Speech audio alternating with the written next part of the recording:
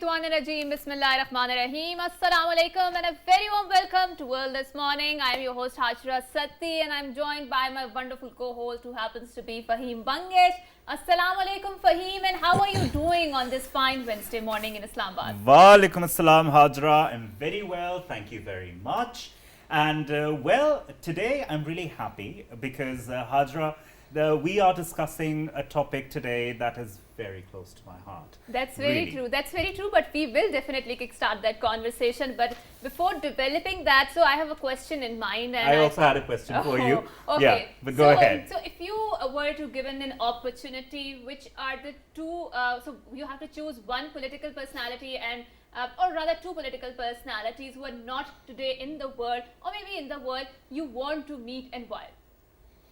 Well, to start with, Nelson Mandela, obviously. I mean, he spent his whole life working for the people. And secondly, Quaid-e-Azam Muhammad Ali Jinnah, because I still believe that had he lived for a couple of more years, perhaps Pakistan would be in a different shape right now. So, yeah. And Hajra, since, I mean, you've been related with universities, you've been related with the teaching profession as well. Yes. What is it that you love the most about teaching? I think it's the number one, it's the research culture which always entices me, because because when you are teaching, so you have to get prepared for the students, right? Yeah. And you have to be in touch with what are the latest trends, what are the latest research that is saying about it. And secondly, the learning that comes with that education. So when you go and float some question, a debate question within the students, and the way they respond back and answer, you learn so much from that. And learning and teaching is always a two-way process. You're constantly learning, you're constantly teaching. Did you ever get speechless? Of course, there were times, when I had to think about the answer, but that... No, not think about. I mean Right. completely blank, speechless. No, not exactly. Come on, everybody, every human in this world comes across one phase or the other, or one point or the other, where they think, okay, I don't have an answer to this, or you did just give a goal-mole answer. Yeah, I mean, yes, there comes a point, but I think so my teaching profession or career is not that much long that I get to this moment. So I've been teaching for 1 year and more. But as a student, yes, I have been at points, and I think when you are a student, when you're constantly learning, there are questions which spark your curiosity, and that curiosity helps you to catapult in that particular knowledge arena where you want to acquire answers and answers. And this is where your quest for knowledge deepens and it sparks more enthusiasm for the research. Yes. But yes, there are multiple times, and there are lots of questions in my mind which makes me speechless, which makes me go and do the research for myself. And I think that is why I'm a big bookwormish personality, and I'm constantly engaged in reading the books. Lovely. That's lovely, Hajra. Right. And since we're talking about education, Yes. since we're talking about books, that's exactly what our first segment is all about. It's about education in Pakistan, education trends in Pakistan, how private sector is taking over the education. We're going to be talking about all about that. We have a wonderful guest in the studios with us today. We have Mr. Umair Qureshi. Mr. Umair Qureshi is an educationist, he's a teacher, he runs a school, and definitely I think he's one of those people who have found the purpose in their lives, and I think they are the luckiest of the people, whoever finds their purpose in life. कहते हैं ना कि अपने हिस्से का दिया जलाए जाते हैं जिंदगी में. So that is one thing that is to be revered, one thing that is to be valued in life, and if you find that, way to go. Right. So and without any further ado, we are very glad that we have been joined by an educationist himself. He happens to be Mr. Umair Qureshi. Like Fahim said, Assalamu alaikum, sir, and thank you so much for coming to our show. a very good morning, sir. Thank you very much. Now, sir, being in the field of education, the first question which comes to the mind whenever we talk about the education field, the education sector, is the private sector of education, because there used to be a time in Islamabad, I specifically talk about Islamabad right now, when the government institutions and the government schools were such which used to impart quality education, and all those people who are, I wouldn't, not dropouts, I mean graduates of those government institutions, they're sitting on very prestigious positions today. And if you talk to them today, you don't feel that they are, graduates of a government institution. The quality of the way they talk to you, the quality of their talk, the content of their talk, it's just amazing. What happened after that? What deteriorated the government institutions in Pakistan? Okay, thank you very much. First of all, thanks for the wonderful introduction you just gave.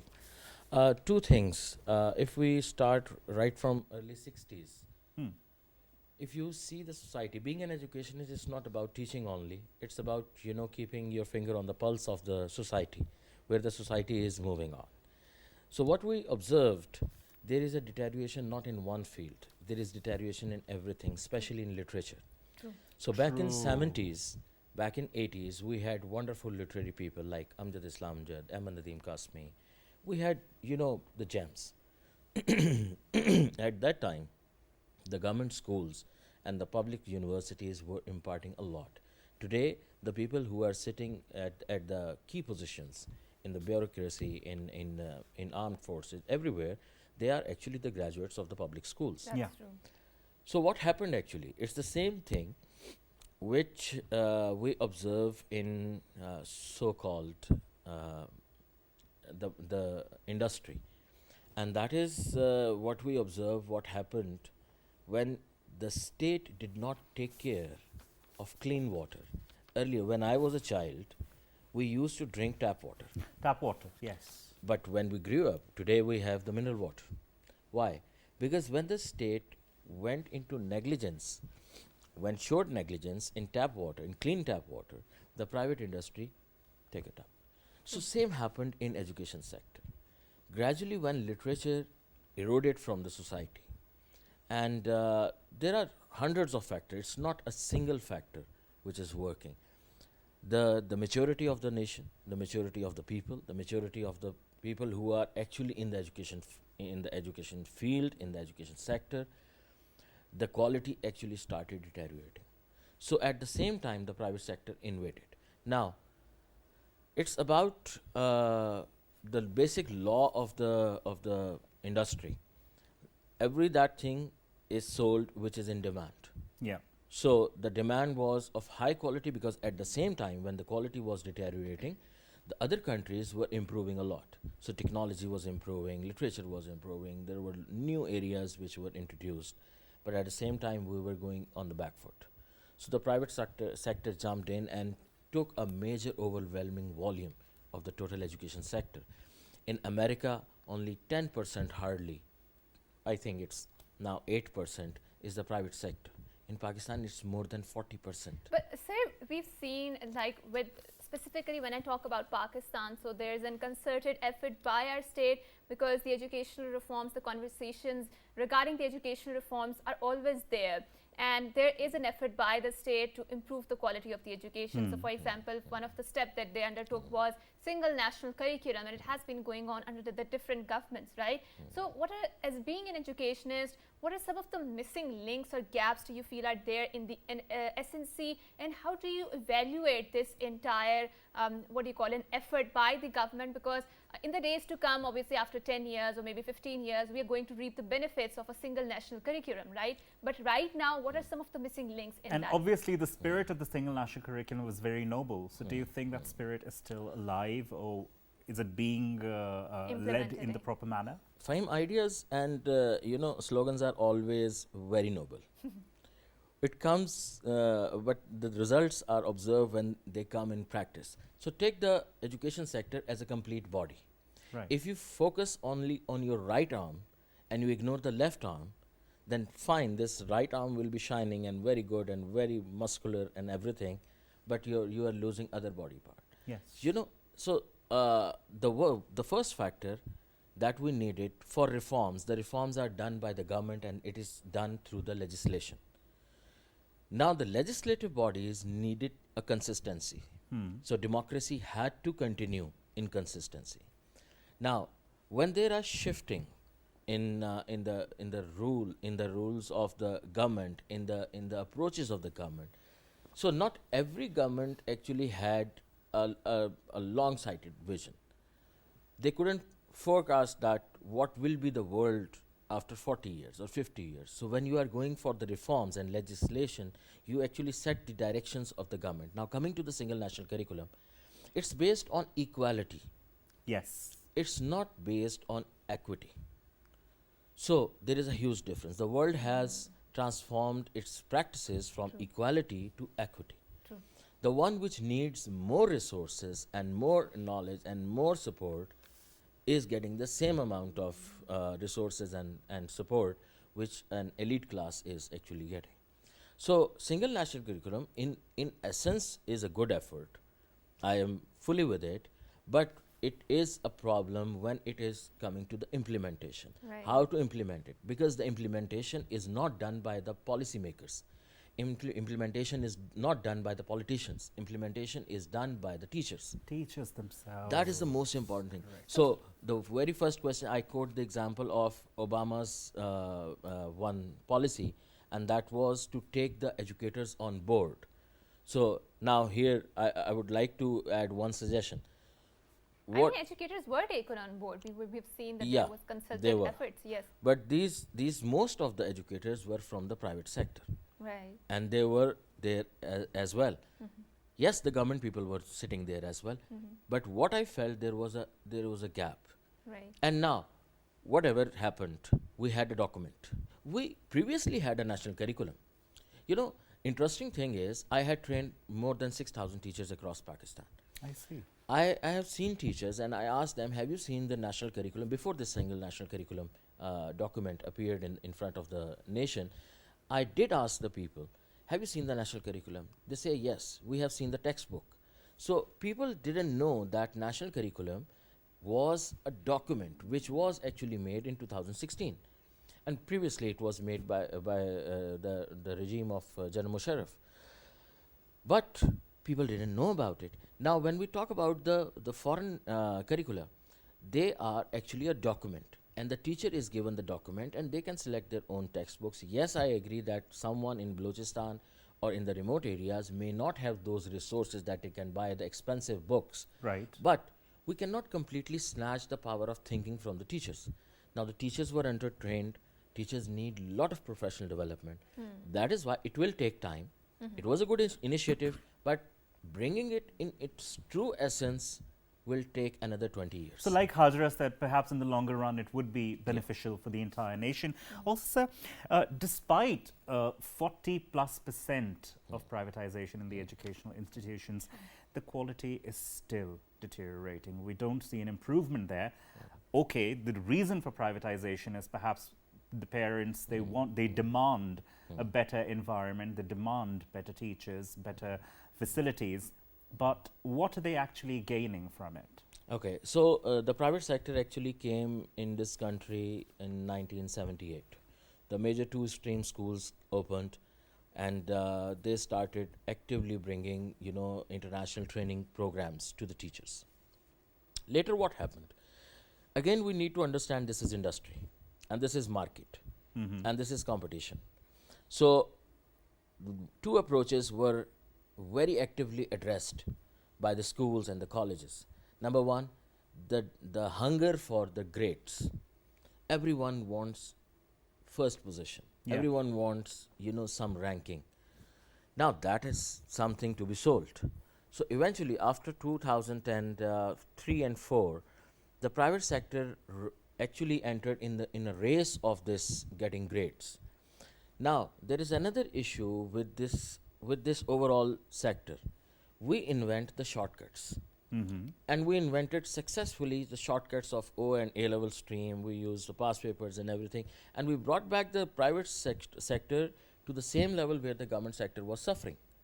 I'm not saying government sector has a huge infrastructure. The support system that the government can give, no private sector can give. True. But the problem was, if they were suffering, the private sector started bringing their level to them. Now, that was very easy for the teachers to understand and run the programs. There were actually very, very difficult programs which needed very competent teachers, very trained teachers. So what happened? We started opening many schools and many colleges, but the quality assurance was not there. The very first factor is there is no licensing system in Pakistan. So in every country, in every developed country, the teachers have to have some license. Then they are eligible to go in the classrooms and teach what are actually known as the good practices. But here in Pakistan, only the graduation and the master degree is considered to be sufficient to enter in a classroom and teach. So what I'm trying to explain at this point is this is not about the reformers, this is not about the policymakers, this is not about the private sector only. There is no monitoring on the private sector. There is just in Islamabad we have PIRA.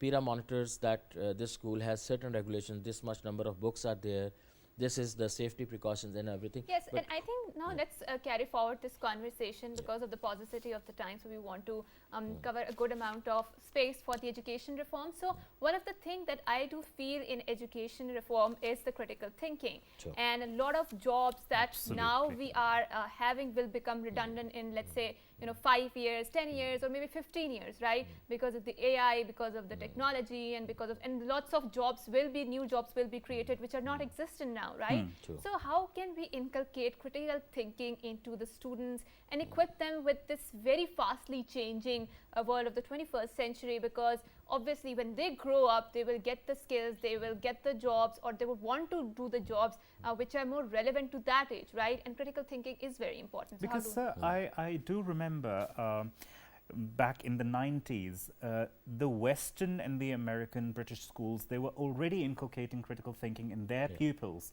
Yeah. but we still are not. So Hajra's question remains really relevant here. So the very first thing is that this whole education practices need a major reform. Let's write it down in or let's speak it in terms of 1, 2, 3. So bullet 1, stop taking examination from the textbooks. and are you implementing that in your own school? Yeah, we have the private school, and the private schools actually don't go for that. Okay. The O level and A level stream also doesn't do that. But in the local system, it is the unfortunate. Yes. Don't take the exams from the textbooks. So what is the evaluation criteria? Where? Alternative. If you're not taking the exam, what is the alternative? So you for give you actually check the concept. You don't check the content. that? And how do you check that then? Okay, let me give you one example. There are 11 boards across UK that take the examination. We have Cambridge, we have AQA, we have Edexcel, we have several others. Right. In every examination, including in Pakistan, everywhere we teach 3 laws of Newton. I used to teach physics, so I quote example from there. We teach 3 laws, Yeah. right? Now, if you expect a student to exactly write the same statement written in the textbook, you are actually promoting the rote learning. But if you want to check the concept, whether the student is able to connect the Newton's second law and the Newton's third law, that is checking the thinking. Are they evaluated yeah. as they would give example and then demonstrate that this is how? Exactly. So we actually quote Bloom's taxonomy. That is about the knowledge. So first is knowledge and the understanding and the analysis and the synthesis and there are steps up. Our examination systems need a major reforms. We check the knowledge only. And we don't check the knowledge only, we check the knowledge of the book only that has been retained by the student. So in private sector, when they go for the O and A level exams, they don't check what is written in X and Y book. They check whether the student has learned the concept, and there are 100 ways to check the concept. So when we talk about the first thing is, do you want to bring critical thinking in the classrooms? Yes, we actually are colonial mindset people, and we are actually following the bureaucratic mindset. We actually find it very easy to memorize everything, where today we don't need the memorization because we have lots of tools to memorize and get the results. So the first thing is, we don't need to check the memory, we need to check the concepts. When that thing is taught to the teachers, the teacher will teach the students as per the requirement. If the teacher is not ready to teach according to the new requirements to check the concept, they will not change their teaching pattern. Today the major upset happens when the government changes the syllabus and they say that the FSC part 2, part of the FSC part 2 has been introduced in part 1. We are really upset. Why you are upset? You had to teach Coulomb's law in second year, but today you are teaching in first year. What's the big deal? If you are teaching conceptually, there is no such problem. That is the True. first point.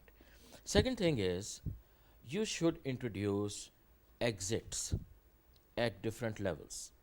Not every student is born to become a PhD. Yeah. Not everyone is born to become a scholar. Some have to move towards technology. Some have to become entrepreneurs. So, do we have exits from these different points? Like, if a student has to go for a business, may take an exit after intermediate and go for a business class and a business training. Like we have the vocational training systems, vocational training institutes. Like that, if we add more schools which are actually focused on one particular skill for those people who are not going to become PhD or scholars, they can be added value, or they can be the skilled manpower to the society. So there are 100 ways that can be introduced. So, sir, since we're talking about educational reforms, teachers' professional development and teachers' professional training, how far have we gone in that sphere? Presently, if the private sector is working on it, it's not of that much scope. But the government is trying to bring that. Government has introduced few good people in the Ministry of Education at the federal level, and they are trying their level best. But still, it's the mindset. It will take another 20-30 years to change the mindset of the people, until the people who are coming now as teacher, they understand that tomorrow the requirement of artificial intelligence and the advanced world will be different from today. If the teacher can foresee after 30 years, then they can actually prepare the generation which will be workful, which will be skillful, and will be very beneficial citizen of the Pakistan after 30 years. Right. Definitely, sir. Sir, I mean, we were a bit pressed for time, but there were a lot of discussions which needed to be held as far as the education reforms and education sector is concerned. But we're very, very thankful to you Thank for you so taking out much. time and being a part of our program and contributing your knowledge with us and with our viewers as well. So thank you, sir. Thank you This very was Imran Qureshi Saab, renowned educationist in World This Morning with us in our first segment. And you people, stay tuned, don't go anywhere. We will be right back in our second segment with a wonderful, interesting discussion. Stay tuned and good morning. Good morning.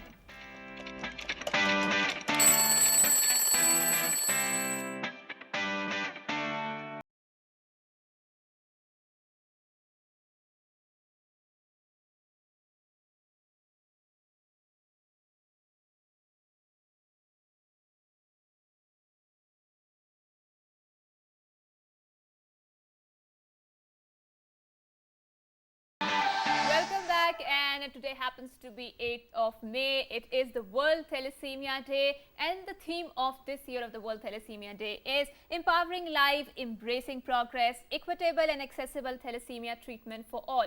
So what exactly is thalassemia? It is actually a body produces the red blood cells, but body has this deficiency which is unable to produce the red blood cells, and the blood deficiency remains. So why do we observe this particular day? What is the significance of that? What is exactly the severity and the types of the thalassemia, and how can we manage this disease, and especially for the people or the patients who are living or suffering this disease? How can we make sure that we are more sensitive to their needs and make sure that they're also living in a more inclusive and equitable world? So with that, we are very glad that we have been joined by someone who has extensively worked on the thalassemia, and we are very glad that we have been joined by Professor Hassan Abbas Zahir. He happens to be WHO advisor on blood safety. Assalamu alaikum, sir, and thank you so much for coming to our show. Right, Sam. Thank you very much for having me. Professor Right. Saab, it's a pleasure having you in the studios. Likewise. Now, talking about thalassemia, we know it's a genetic disorder, but many of the people still know it as just a blood disease. Could you shed some light on what this is all about? And the symptoms that people Yeah. suffer. Yeah, as you said, it's a genetic blood disorder. In blood, you have red blood cells, and in the red blood cells, you have hemoglobin. So this disease is a defect of hemoglobin production, and so people who are thalassemia major, they have defective hemoglobin production in their system, and as a result, they need to have regular blood transfusion to sustain their life. And Right. there's another type of thalassemia, which is thalassemia minor, Yes. which is asymptomatic and does not require any treatment. But what this means is that you have one gene which is of thalassaemia, and in that case you have thalassaemia minor. But if you have two genes of thalassaemia, then you have thalassaemia major. And also, sir, shed some light on the symptoms of it. So how do we know if someone is suffering from thalassaemia? And which ages are particularly vulnerable to it? It's an inherited blood disorder, so the symptom starts very early, shortly after birth, within few weeks and months. And once the symptoms arise, or the patient is very pale and irritable, and growth issues are there, and there would be a strong history of similar symptoms and thalassaemia major in the family also. Now, since you talk about someone in the family as well, so do you think that people should be tested for their blood before they get married so as to reduce the prevalence of thalassaemia in the society? Because obviously it's a genetic disorder. It's there as soon as the baby is conceived, right?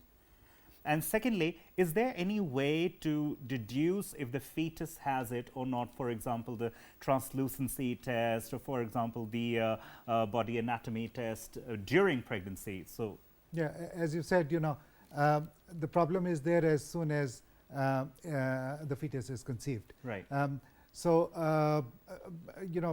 I'll come back to your other question first about testing for thalassaemia major. Every country has a different dynamic of thalassaemia. In Pakistan, the thalassaemia gene is not randomly distributed in the population. Okay.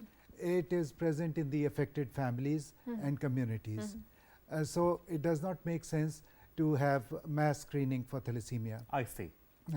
And this is despite the fact that we have legislations in different provinces which makes it mandatory for getting yourself tested for thalassaemia before getting marriage. It's another thing that the laws are not implemented. Yes. But this particular law is not practical, and it doesn't make sense also, because as I said, it is not randomly distributed problem. It is present only in the affected families. So what we need to do is focus on the affected families, and it is not difficult to do that, because the thalassaemia patients come to us regularly, at least once a month or more, for blood transfusion, and they come with their family members, and that is the time to look for the thalassaemia gene in the other family members. And I think you alluded to a very important concept in this entire debate on the thalassaemia, which is the blood transfusion. And we have seen that how unsafe blood transfusion can lead to a lot of chaotic situation where patients can suffer even more. So you're particularly working on the blood safety. So how can we ensure that the blood that is being transfused, especially as a layperson, because obviously we are not medically that advanced, right? As a patient, as a layperson, how can we make sure that we are getting a safe, secure of the bloodstream? Yeah, as far as the blood transfusion system is concerned, we have made a lot of progress in the recent past. In 2010, the government of Pakistan launched a safe blood transfusion program with the support of the German government, and I had the honor of leading this project. I was the pioneer project director for 10 years, and the project is still continuing. And in this project, we have developed and established a network of large blood centers all over the country in different provinces and cities. And in this network of regional blood centers, very good quality blood is being produced. Blood components are being produced, red cells, platelets, plasma, and all these blood components are supplied to the hospitals which are linked to these regional blood centers. So good quality safe blood is available from this system. Right. In addition, some of the thalassaemia centers are doing a very good job. They also have good blood centers. Right. And then in the private sector also there are good blood banks. But there are many people out there who do not have access to these good blood banks, and they have to rely on unsafe blood transfusions. So, sir, in Pakistan, we do talk about blood safety, we talk about blood transfusions, but when we talk about the rest of the world globally, especially the global north. There we're talking about stem cell transplants, we're talking about gene therapy, we're talking about bone marrow transplant. Is that applicable in Pakistan, or are the systems available in Pakistan, and how successful is that? Yeah, you are talking about a curative treatment. Yeah. Yes, all these interventions that you have pointed out, they are curative treatments for thalassemia major. Unfortunately, not every patient is fit to receive this treatment. I see. Yeah, because many of our patients have hepatitis B, C, Oh, yes. or they have received so many transfusions that they have not been managed properly. Because blood transfusion is not the only thing that you have to take care of. Right. You have to also remove the excess iron that collects in the system because of repeated blood transfusion. So chelation therapy it's called. That also has to be done regularly. And as the patient grows older, they require more care for the other systems, like heart has to be taken care of properly, liver, gastroenterology, dentistry, orthopedic issues can arise. So, if all these things are there, then the patient is fit for these treatment options. But what is happening in the West and also in the other many developing countries is that the need for these curative treatments is not really an issue, because they are preventing the birth of thalassemia major patients. I see. And there are many countries where thalassemia was rampant, but now for many years there has been no new birth of thalassemia major patients. In Pakistan? No, I'm talking about other countries. Other countries, like right. Iran, wonderful. Cyprus, Turkey, Greece, Italy. They used to have a much higher burden of disease compared to Pakistan, but they have taken care of the problem and eliminated. And how have they done that? I mean, what is the success model that we can also replicate in Pakistan? Mainly, the state took this responsibility. Okay. And the society contributed, and they took care of everything, improved their diagnostics. Basically, they took good care of their existing thalassemia major population, and that is where you start if you want to eliminate the disease. And so they're taking good care of their existing population and at the same time preventing new So perhaps growths. a proper census of the whole population, a gene analysis of the population, in order to basically root out this menace entirely from the population. Every right? country has different dynamics of the disease. So in Pakistan, as I said earlier, it is restricted to particular communities, and these communities come to us in our thalassemia centers. So the need, what needs to be done is to focus on these families and communities and these patients, Right. and do extensive family screening of these family members, Right. and then advise them about their status, thalassemia status, and then provide them genetic counseling. If they want to get married, fine. I But see. you referred to that earlier also. If the pregnancy is going to be a thalassemia major pregnancy, you can detect that. You can find that out, and if you find that out in the first trimester, then you can do something about it. And we have fatwas issued by respected religious by the ulama, religious seminaries, right? where they allow intervention, and this is facilities available in Pakistan and in other Islamic countries. But Wonderful. Professor Saab, we've seen, since you talked about thalassemia, and there's a social stigma attached to the people who are suffering from it. So as a professor, someone who's working on the field, is it possible for the thalassemic patient to live or lead a normal life? So if someone has thalassemia, how can we as a layman and commoners be more sensitive to their needs? And to add on to that question, are they immunocompromised as well? No, not necessarily, not as such.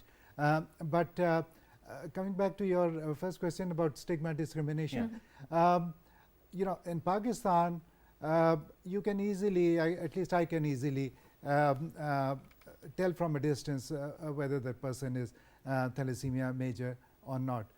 And the reason is that most of our patients, or a vast majority of them, are not very well managed. They have stunted growth, their complexion is gray, and their looks are toxic, they don't look well, and so we can they have typical thalassemia features. Right. In contrast, in all these other countries that I have mentioned to you, you have these patients in the society, but because they are very well managed, you cannot correct. tell whether they are thalassemia major patients or not. Right. And this is the reason why they are able to live a normal lifespan. And in those societies, this disorder is considered as a chronic disorder Okay. requiring multidisciplinary care. Right. I see. And this is in sharp contrast to 2-3 decades ago, when thalassemia major was considered as a childhood fatal disease. I Right. see. But in Pakistan, we have not done so well. We are not, our patients are not considered as childhood fatal candidates anymore, but now they have just graduated one step, and they are considered as teenage fatal But sir, you disorders. mentioned the multidisciplinary care regime that we have to put in place for such patients, and I asked you about how can we be more sensitive to their needs. So what are some of the interventions that the Global North use to manage or deal with the people who are undergoing through thalassemia? We need to have a national plan in place Right. to prevent, Because if it's a genetic thing, how can you stop that? just like the other countries have done. Right. You know, as I said, in Pakistan, it is restricted to particular Few communities. families, yeah. So if there is history of this disorder in the family, all the pregnancies should be screened, and before that, everyone in the family should be screened. They should be advised about their status, and that will enable them to make informed decisions about getting married. If they still Right. decide to get married, to thalassemia minor people decide to get married, then in every pregnancy there are 25% chances, 1 in 4 chance of the pregnancy being thalassemia major. Right. And if it is thalassemia major, then you can make an intervention. What needs to be done is to increase the facilities for this diagnosis during the first trimester, and so many other things that goes along with it to prevent and then manage your patients better. So, Professor, a rough percentage, if you can give us, how much is the prevalence in Pakistan, right? A, and B, how difficult is it to manage them so as to basically not have any more cases in the country? Because obviously we don't have that many facilities in the Yes, country, yeah. or we have so many other problems in the country that it gets perhaps very difficult financially, time-wise, and all the other resources which are being used to basically manage such patients. How difficult is it in Pakistan, and how hopeless is the situation? It's not difficult at all, and it does not have to be a hopeless situation, because Right. we have seen successful models in neighboring countries also, in Islamic neighboring countries. So if they can do it, there's no reason why we cannot do it. But we have to do it in a serious manner. There needs to be a council or a committee of experts, stakeholders, patients, parents, NGO sector, and all relevant people. Then they need to sit down under the umbrella of a government, some government authority, and they need to decide how to go about eliminating this problem, and at the same time taking care of the existing patients. And that should cover everything about thalassemia in the country. Unfortunately, that has yet to be done. Right. And the starting point would be to get this group of people and ask them to come up with solutions about better diagnosis, better transfusion facilities, better chelation therapy, better multidisciplinary care, better advocacy, better legislation if there is a need. And sir, and things wouldn't like it be a good idea to take one of the people who has thalassemia major to go all over the country, I mean 1 or 2 or as many people as you want, there's not just one patient in the country, so that they can create more and more awareness. They Absolutely. can talk about their disease, and they can talk about how difficult their life is, so as to sensitize more and more people regarding this disease. Because so the burden would be lessened on the authorities, and some of the responsibility would be taken by the people as well. Absolutely, you are right. You know, we need to get some well-managed patients on board, and it would be very good if they are educated and good at you know, articulating and sharing their life experiences. And there are patients out there who are like that, and they are doing whatever they can to you know, address this situation, but they need support and guidance from the government and the experts. And there are patients, very well managed patients also in Pakistan.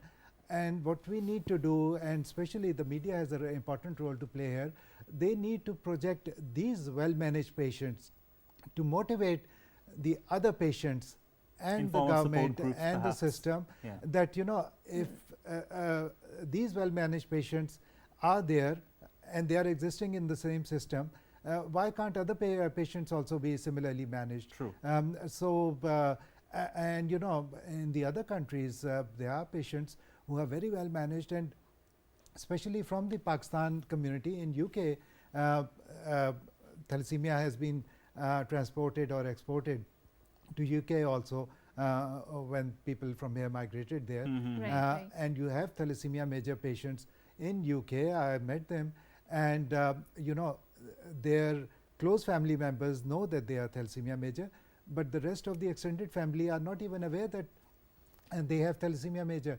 And they are leading a good normal life. They are professionals, even married, and still people don't know about their true status because they are so well managed. So there's no reason why you know, those patients out there can be well managed from the same background.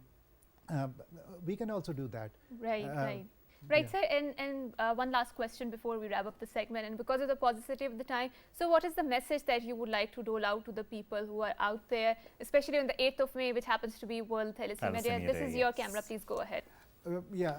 I think we need to, it is time that we need to address this problem seriously. Thalassemia is a preventable blood disorder. The rest of the world is preventing it. We also need to prevent it. Thank you very much Thank for you being so here, much. for taking out your time and contributing Thank you your so time much. to PTV World.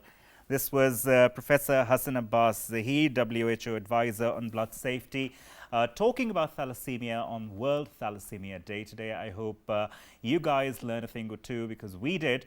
And we need to have such programs. We need to have such people on board on such platforms so as to create more and more awareness, so as to make more people more and more sensitized towards such diseases, because people just know the name of the disease. People don't really know what it's all about. People don't really know how to manage the disease properly. So, well, with such people coming on board, I think one day we will see a lot of people being more sensitized towards it. We will see more and more patients very well managed in Pakistan, and that day is not far. Well, thank you very much, all of you, for joining in, and inshallah see you all tomorrow. Look after yourselves. Allah Hafiz and Good morning.